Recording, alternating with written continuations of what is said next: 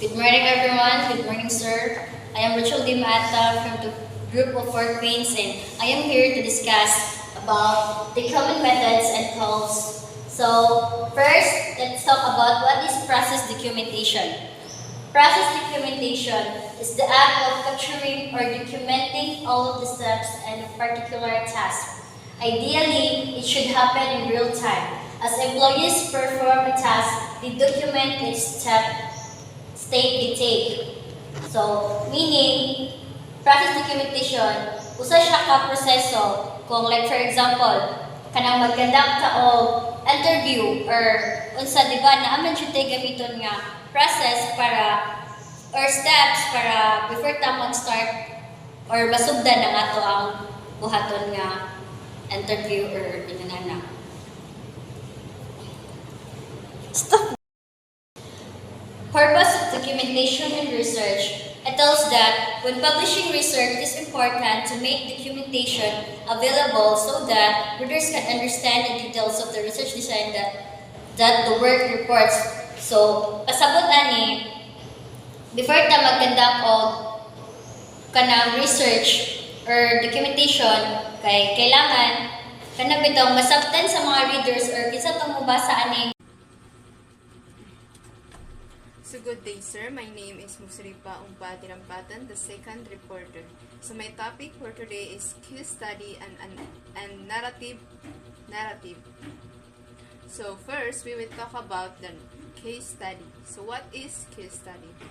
So case study is a research method that involves an in-depth analysis of a particular individual, group's event or phenomenon. It aims to provide a detailed understanding of the subject and explore its complexities within its real-life context. So when you conduct case studies, you can utilize multiple sources of data such as interviews, observations, and documents, and also archival records. So, for example, let's say a researcher wants to examine the impact of a new educational program on student achievement. So they might choose a specific school or a group of students as a case and collect data over a period of time. So the researcher would conduct interviews with teachers, students, and administrators and observe classroom activities, analyze test scores and academic records, and also review relevant documents. So, the researcher can gain insight into the effectiveness of the educational program and its influence on students' outcomes. So, take note that case study focuses on examining a specific individual's group, event, or phenomenon in depth. So, it aims to understanding the complexities and unique aspect of the subject. So, let's proceed to narrative. So, when you say narrative, it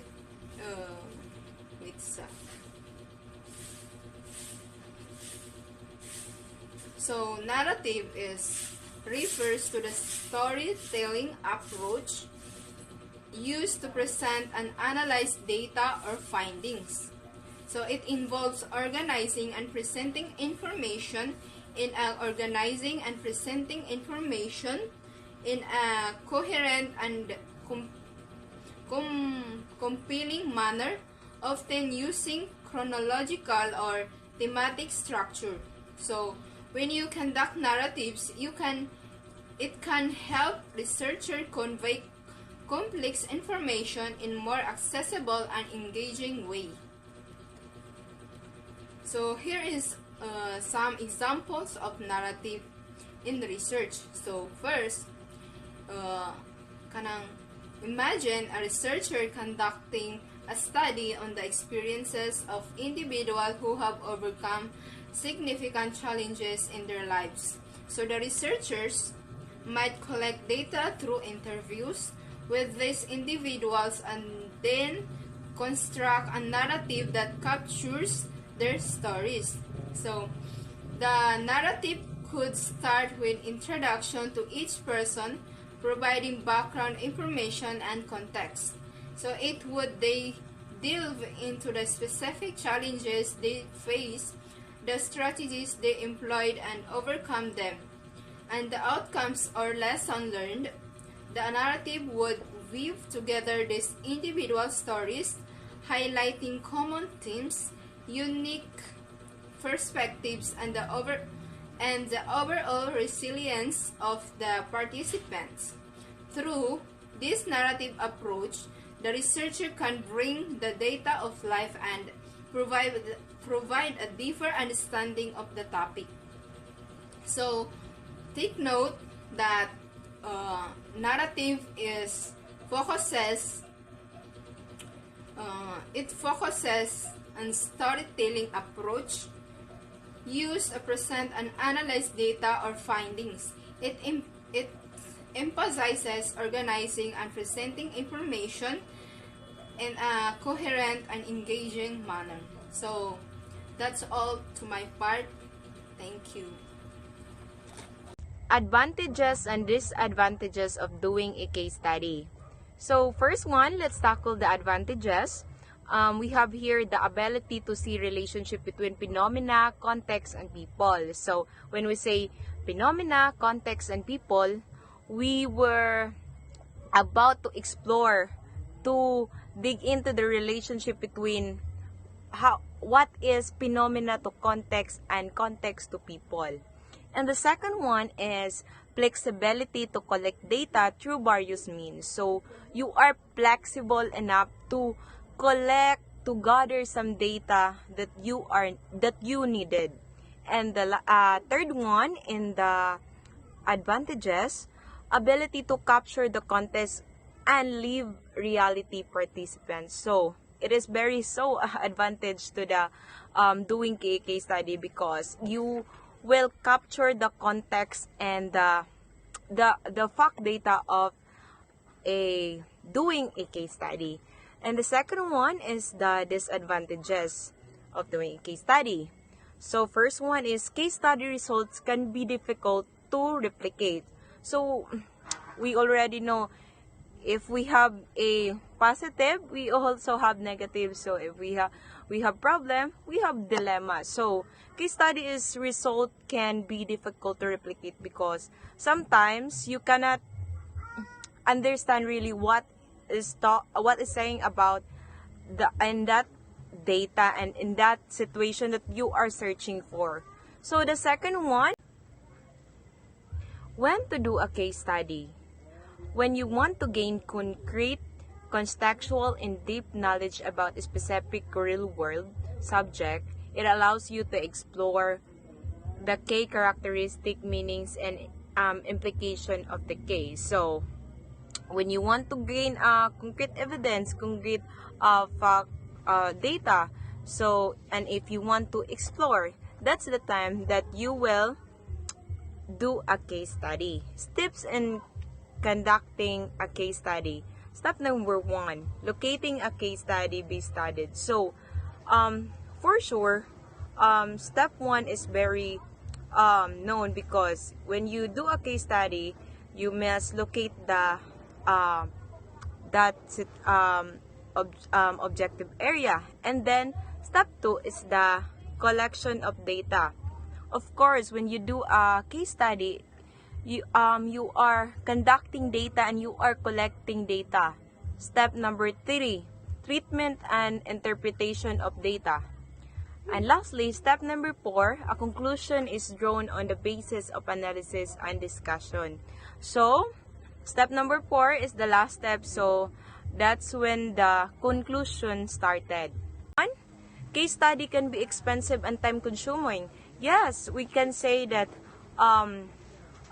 this is disadvantages, because if you are doing, if you're gathering data, you are going to research, you are exploring, and you are wasting your money because you go to by place and you were consuming your time and efforts to gather that data. And then third one, researchers can allow their own feelings to influence the case study, known as researcher bias. So when we say researcher bias, we have some sa atuang side na atay mga gusto mahitabo sa atuang nga atong panalitdan ang atong data nga kuan kay murag against ni siya sa atua. So disadvantages sud siya kay pwede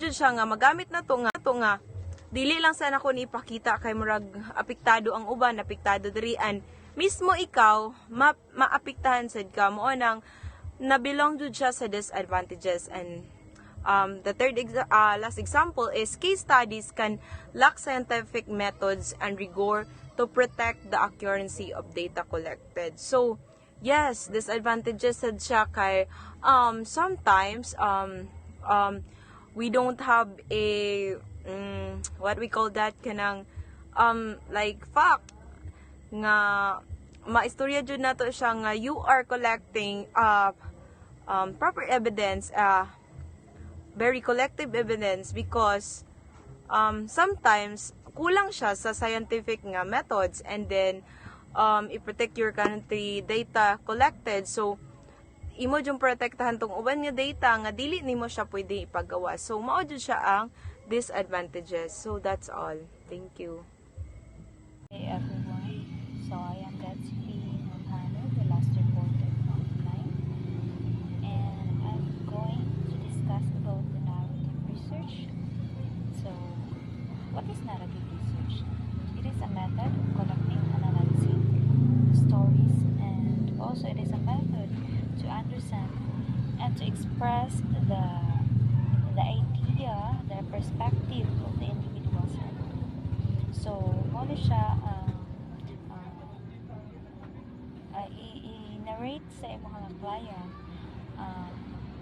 what is on their about in their situation. So, we're going to interpret, we're going to analyze the said stories or the problem of your client. So, there are only 3 steps of conducting the narrative research. First is collecting the narrative stories. So, muna siya ang katong imo i-gather ang mga stories sa imong mga client.